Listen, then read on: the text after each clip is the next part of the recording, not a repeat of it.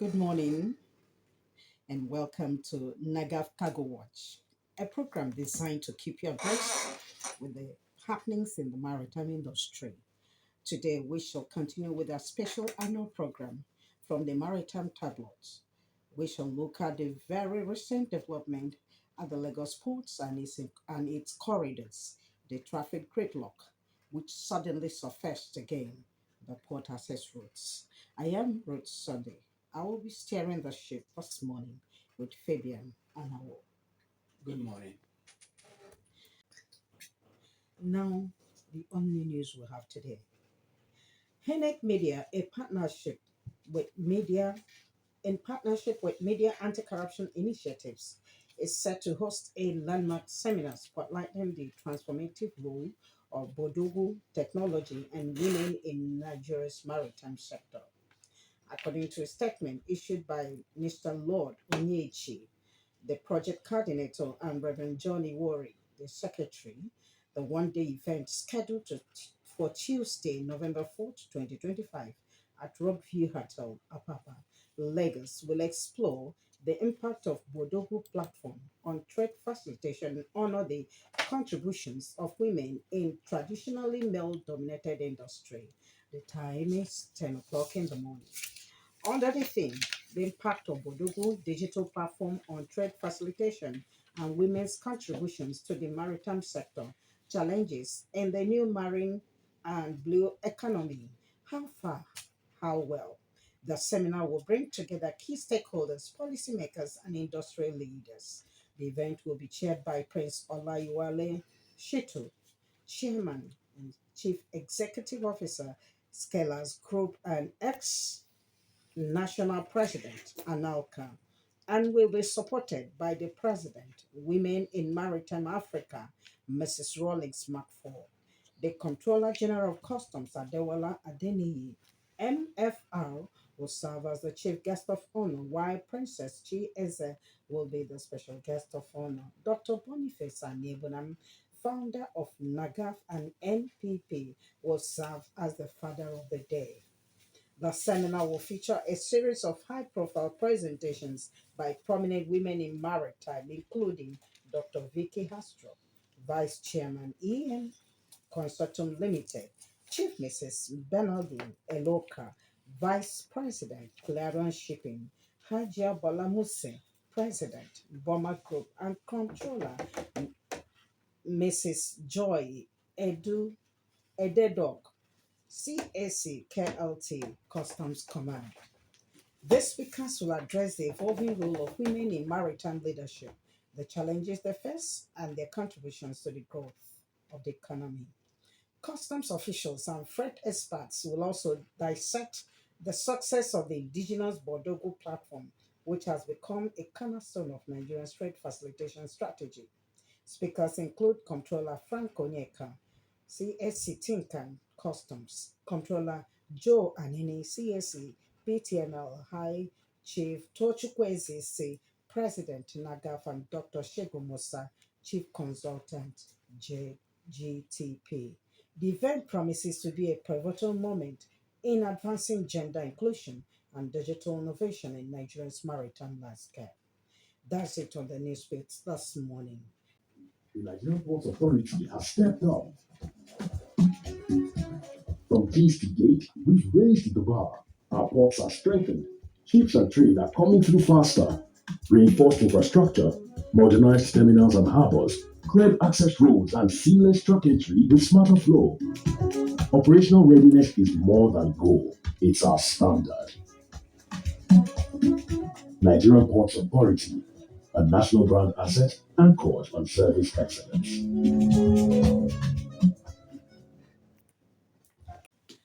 Welcome to our interactive section. And this morning, we shall look at the current traffic situation on the port access roads. Mile 2, Coconut Tinkan Road, Ejora Apapa Road, as reported by some maritime media. In the studio with us to examine the situation is Mr. Kenneth Jopo, a seasoned journalist and analyst. Ken? You're welcome. Good morning. Thank you for having me. Good morning, beautiful city of Lagos. All right. We also have Mr. Frank Odunakese, who will be giving us on the spot assessment of the situation and perhaps reasons for the situation. Right, is just right there at the port. So when the time comes, we'll get back to him so that he can speak to us. Thank you. And now there's a story, one of the headline stories from the maritime media. It says Apapa Gridlock returns as truckers block port access routes. Alleges alleges syndicate exploitation by one of the online media. That's a report. Mm. Now we want to look at the situation. You and I, we are part of the stakeholders there, and we also know the current situation on the port access routes. So, what can you say about it? Okay. Thank you very much for this opportunity. Um, we've over the years we've grown to know Papa Gridlock. At some point, if you type Papa on Google and you wait for the next word to come up, you see Gridlock as one of the options. But in recent times, we've been happy to see a free flow of traffic there, which is a good thing.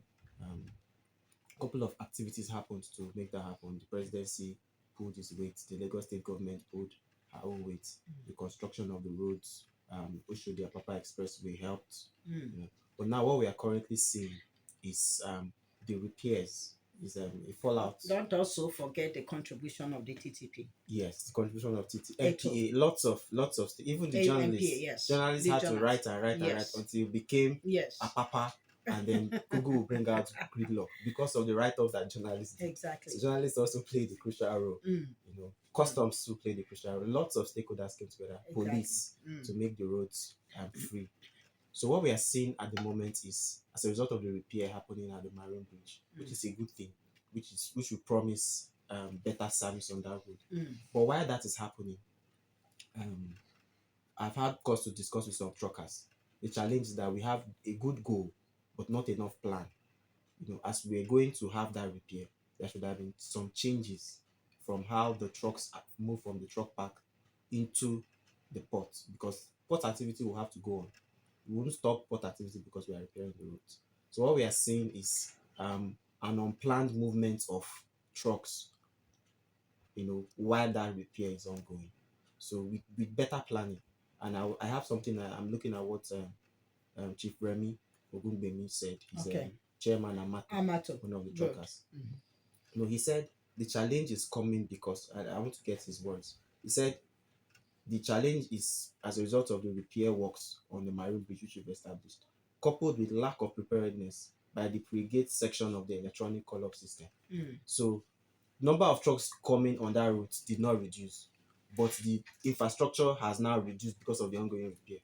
So trucks are moving as though there is no repair happening there. So we are seeing too many trucks moving as though the roads were completely free when the roads are not free because of the ongoing repairs. So that's the biggest challenge. And of course, it has created room for, when there is pressure, opportunities to maneuver. Whoever can make your truck move faster, whoever is willing to pay money to expedite his movement out of that situation, it becomes. So I will not be shocked if there is opportunity for bribery, for corruption, for such things to happen. But primarily, it is the repairs. Yeah. Okay, is that to say then that they knew they were going to fix that road? They didn't get all those involved to be aware and then plan it before the execution of the repair? That's a very good one. But I think we expect the MPA to react to that, because we know this is not about throwing blames. It's not about throwing blames. We are excited that the repair is happening, but we are not excited by what is happening. I recall 2 or 3 days ago, we had to take a ride from somewhere in the heart of Lagos in Ikeja to Apapa, and as soon as we got close to that Marine Bridge area, the driver, he screamed. He said, I did not expect that this will be here. I would not have accepted this ride, But with proper planning, even now, if I'm to give from a layman's view, if you reduce the number of trucks heading out, such that we don't have too many going into their papa ports at the same time. They will all go, but if they go in bits, it will ease the burden of traffic on that route. Yeah, what usually happens before now is when such construction or when such work is going or will commence, government usually come out with press releases informing the people of the intending projects. But this one, we never had anything like that. So I don't think that NPA should be blamed on this because some of the reports were saying it is the fault of NPA. Maybe they are not doing what they expected to do, or maybe one other government agency is not trying to do what they're expected to do. But it's good that you have just brought it out that it is basically because of the construction of roads going on. So that's why we're having this kind of problem. So what we also expect government to do is to come up with maybe a better solution, alternative routes to reduce the gridlock. I think I don't know whether I'm making sense in what I'm saying. Yes, I align with your thoughts. Okay. Because if we have that if you had made that alternative route earlier and people had known that this would be closed, even the operator of the facility would plan, because everyone wants an efficient system. The operator of facility, those who work around them, will be aware that okay, this thing is happening. I could take Oshodi Apapa Expressway as alternative route. I could find my way through other access roads, or those managing the trucks decide that instead of releasing 100 or 50 trucks per hour, they reduce it to 30. Such that trucks can still make their way while that construction is ongoing, but in a manner that does not add pressure and then causes system collapse. You still go back to planlessness, no matter how we look at it. Very true. When the federal government or the Lagos state government want to repair her roads, they make announcement and they tell us alternative routes to use. That's so exactly why what should I this not be done? Mm-hmm. The blame must be on the table of a particular agency of government. And who should that agency be? Do you understand? So that we are saying this now, not to indict any agency now, but there will still be future repairs in the future. So that when this kind of repair is coming, whichever agency of government is said that is supposed to be in charge should include others together so that they plan and arrange alternative routes before they start the repairs. So we won't have this kind of mix-up, because all this gives us bad images. It increases cost of business and every other thing, and it's not good. Well, if you want to join us in this discussion, please, you can call these numbers 0700 700 977. I take it again 700 700 977. And Fabian has the second number. And you can also call 0916 257 1214. 0916 257 1214. Thank you. Good morning. Good morning. How are you this morning? I'm good. Yeah, I'm good. Thank you so much. We are talking about the gridlock in port access routes. So I'm sure you are right there at the port. So what's the situation like? And what's the cause? And what's the way out? I think the situation right now is that it's clearing off, and I think the whole situation is going down. I don't think there's anything to worry about. The whole traffic is cleared for now. Okay, it's clearing out. That's a good news that the gridlock is giving way. So we can have, port users are having free access to the roads and to the ports. Yes, but I think the federal government is already working on filling some of the potholes and the vehicles that are blocking traffic on the portway. So I think everything will return to normal very soon. Thank you. Thank you so much. Thank you. All right, we've heard it all from Frank. We also have to call another of our reporter right down there to also give us his own view of the whole situation. Yeah, Hello, Frank. yeah, Good morning. yeah. Yeah, we're talking about the gridlock. How is it like now? What's the situation and what do you think is the reason and then way forward? Well, as I talk to you, I'm at the Apapa. I've just been to the office of the port manager. I wanted to find out his own position concerning the gridlock. But unfortunately, I was told that I went outside the port for a meeting and he's not likely to be back anytime soon. However, I talked to some few people and their responses were kind of a mix-up, so to say. Why some believe that why some blame the government for the gridlock, others also blame the truckers and the agents, for the problem that we are currently facing now. As I talk to you from Ijora to Apapa here, the gridlock is building up, so to say, up to MPA gate. I what I think is the problem is that the truckers or rather those involved are not obeying traffic laws. They should, instead of parking their trucks, on the two sides of the road, they should form a lane, single lane. I think that the government should take responsibility for this very problem. The others blame the truckers for not obeying traffic laws and all the rest of it. The situation, however, is not too critical as initially, be said. But however, the government should do something, and those responsible, the port transit park operators, to do something about it. Like also the government and other relevant agencies concerned with ensuring that there is good traffic flow on the road. They should step up their work. Okay, thank you. Did you confirm that there's road construction going on? Maybe adducing it to the problem why we're having Yes, such along gridlock. Ijora, just very close. Along Ijora axis, I think there's a road construction going on there, and also Papa here, the local government, they are, I think they're working on the drainage system, and that also is a contributory factor. Coupled that we are in a raining period now, the road is wet, and that has also, caused some level of traffic.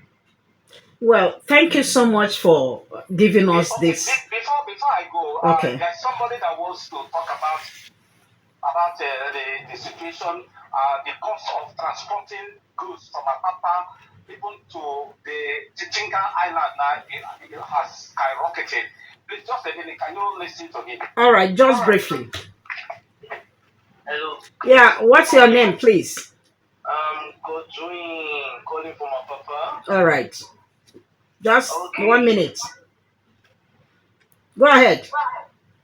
So as my boss just said, the cost of transportation in Apapa is very high for truck like we agents, because if we, let me say we are importing goods now to discharge at Apapa, we will need to transport the job, because if they are collecting 150 in CFAs, Apapa is collecting 400 to transport goods out of Apapa. One, it's because of the go slow, like the odor that they have on the road. It's really, really too much. And even the transporters are not even helping it. Because the one of the drivers that just decide that he's not carrying any goods or except to pay what he wants you to pay. That is really bad. And the major reason, if I may say, the major reason is because the government is not trying to help. If the government should put hand into this thing and help us, like reduce the price, talk to those transporters, make them as like a benchmark. Okay, this is the particular amount you should carry every container, like 40 liter, 20 liter, this is the particular amount they should carry it. If they are not willing to obey by the rules, then they take them out of the road. Okay, thank you. Thank you so much for your contribution. I'm sure they are listening, they are taking note of all that you have said now. Hello. Yeah? Yeah, so that's you have heard from the horses mouth the impact of the gridlock on the truckers, the agent, and everyone that has something to do with the port processes. Thank you. All right. Thank you, Frank, for coming. Okay. When I was listening to the last speaker, I just baffled. Everybody will say government, government, government. Government has no reason to fix price of transportation anymore. It's a free market economy as it were, and there are many transport, many people running their businesses, their transport businesses there. If your price is high, I dump you, I go to another person. So I think the operators itself should regulate themselves. It's a matter of if your price is high, I go to Mr. B. If I can get a better price from Mr. C, I go to Mr. C. So we should reduce this. Government cannot come and fix price for anybody anymore. Okay. We've gone past that stage. I very quickly want to align my thoughts rather to the caller, because I know we have a port economic regulator, which we expect to become a port economic regulatory agency. So there's need to ensure that fair. Shippers Council.